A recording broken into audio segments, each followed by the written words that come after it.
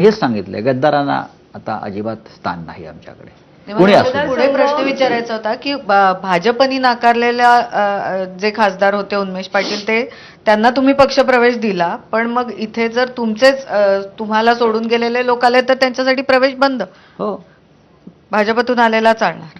अरे ठीक आहे ना, भारतीय जनता पक्षाकडून एक आमच्याकडे काल उमेदवार आले, हो त्यांना आम्ही कुठे उमेदवारी दिली? हो, पण पक्षप्रवेश दिला. आम्ही ज्यांनी बेईमानी केली, ज्यांनी गद्दारी केली, आमच्या तिकिटावर निवडून येऊन, मी त्यांच्यासाठी बोलतोय.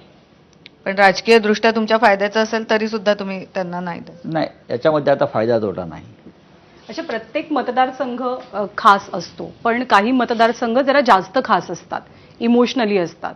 तर परिस्थिती बदलल्यामुळे असे कोणते मतदारसंघ आहेत की जे जिंकायचेच असं तुम्ही ठरवलंय? आहेत ना, जिथे जिथे गद्दारी झाली ते सगळे मतदारसंघ जिंकायचे. त्यात पहिला क्रमांकावर कल्याण डोंबिवली मतदारसंघ आहे आणि तो आम्ही जिंकू, पहा तुम्ही. नंबर 2? नाही, बाकी सगळे जिथे जिथे गद्दारी झाली, जिथे जिथे आमचे खासदार सोडून गेले, आमदार पण नंतर येतील त्याच्यामध्ये, ते सगळे आमचा दक्षिण मुंबई मतदारसंघ आहे, दक्षिण मध्य, इथे गद्दारी झाली. दादरसारखा इथे शिवसेना भवन आहे, तो मतदारसंघ आम्ही सगळे जिंकू. ज्या जागा आम्ही लढवतोय त्या जिंकण्यासाठीच लढवतोय, पण जिथे गद्दारी झाली तिथे आमचं विशेष लक्ष आहे. निरुपमांनी त्या दिवशी तो पण आरोप केला की तुम्ही मुंबईत त्यांच्यासाठी काही शिल्लकच ठेवलं नाही काँग्रेससाठी, म्हणजे हेल्दी चर्चा व्हायला हवी जेव्हा आपण युती आघाडीमध्ये असतो. चर्चेमध्ये काय ते सहभागी नव्हते. चर्चेमध्ये काँग्रेस पक्षातले ज्यांना निर्णय घ्यायचा अधिकार आहे असे खरे जुने जाणते काँग्रेसचे नेते चर्चेमध्ये होते. त्यात बाळासाहेब थोरात होते, पक्षाचे इकडले अध्यक्ष नाना पटोले असतील ते होते, सुरुवातीच्या काळामध्ये अशोक चव्हाण येऊन बसायचे. हां, यांच्याशी चर्चा होतच होती. वर्षा गायकवाड आलेल्या चर्चेला, मुंबई संदर्भात जेव्हा चर्चा झाली तेव्हा. त्याच्यामुळे असं नाही की तुम्ही जे म्हणताय त्यात काही तथ्य नाही. चर्चा उत्तम, एकेका जागेवर आम्ही चर्चा कमी करतो, आमच्यात चर्चेला फार वाव नाही, आम्ही निर्णय घेतो, आमच्या पक्षाची भूमिका आहे ती. पण एकेका जागेवरती 8-8 तास चर्चा झालेली आहे. म्हणजे काय ती कशाकरता चर्चा होते मला माहीत नाही. एकेका जागेवर 8-8 तास सुद्धा आम्ही चर्चा केली काँग्रेससाठी किंवा पण आता जो एक काँग्रेसमध्ये एक विचार सुरू आहे की काही ठिकाणी फ्रेंडली फाईट, मैत्रीपूर्ण लढती, तर तसं त्याच्यासाठी तयारी आहे. मग ते देशभरामध्ये चित्र निर्माण होईल ना. काँग्रेसला ते, मला असं वाटत नाही की काँग्रेसमधले जे नेतृत्व आहे काँग्रेसमधलं ते प्रगल्भ आहे, अनुभवी आहे, ज्याला आपण मॅच्युरिटी म्हणतो ती आहे. तुम्ही एका ठिकाणी ही फ्रेंडली फाईटचं ठिणगीत टाकली की मग त्याचं लोण राज्यात आणि देशात लागेल, हे त्यांनाही माहिती आहे. त्याच्यावरती आम्ही चर्चा केली. फ्रेंडली फाईट कुठे करणार ते? सांगलीत? दुसऱ्याकडे सांगलीच्या बद्दल काही तोडगा नाही आहे का? आहे ना, दिलेत तोडगे त्यांना, बर, तोडगे खूप दिलेत. पण कोणाला तरी सांगलीच्या माध्यमातून जर काही भाजपला मदत करायची असेल त्याला आम्ही काय करणार? काही स्थानिक नेत्यांचे व्यक्तिगत अडचणी असतात, त्यांना प्रत्यक्ष अप्रत्यक्ष भाजपला मदत करायची असते काही व्यक्तिगत कारणांमुळे, आणि आम्ही ती होऊ देणार नाही.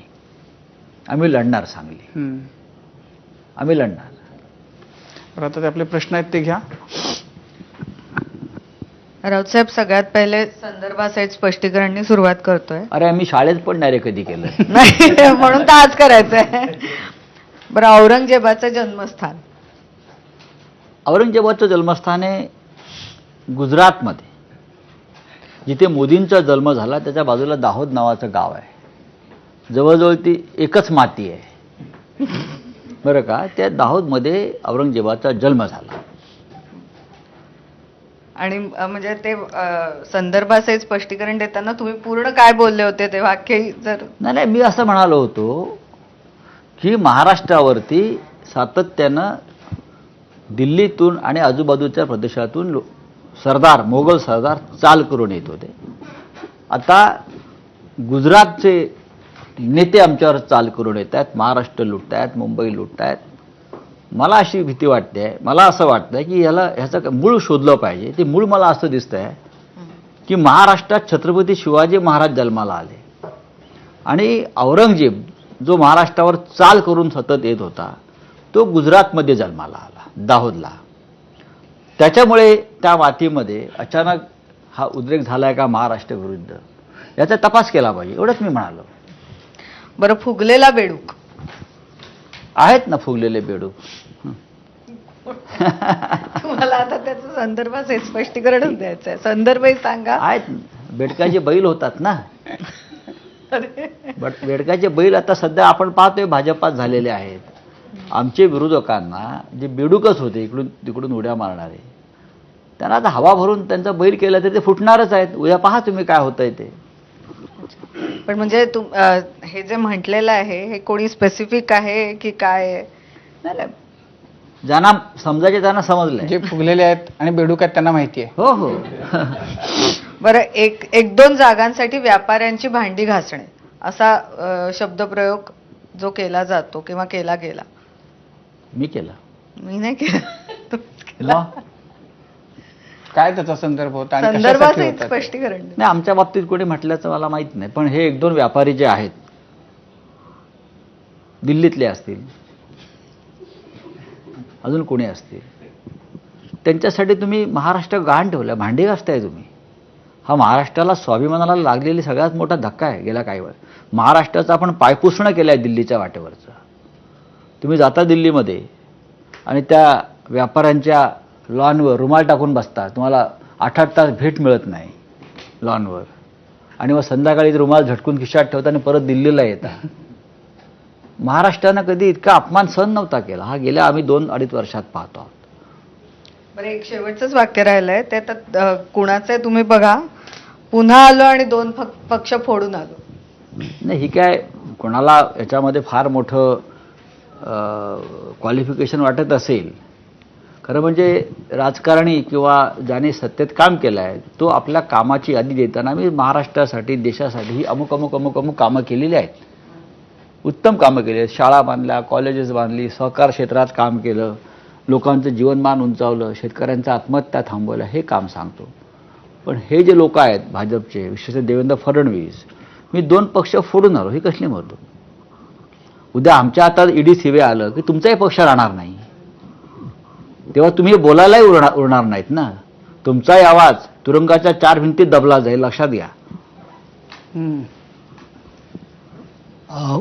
पुढचा प्रश्न आहे, कोण कोणास म्हणाले.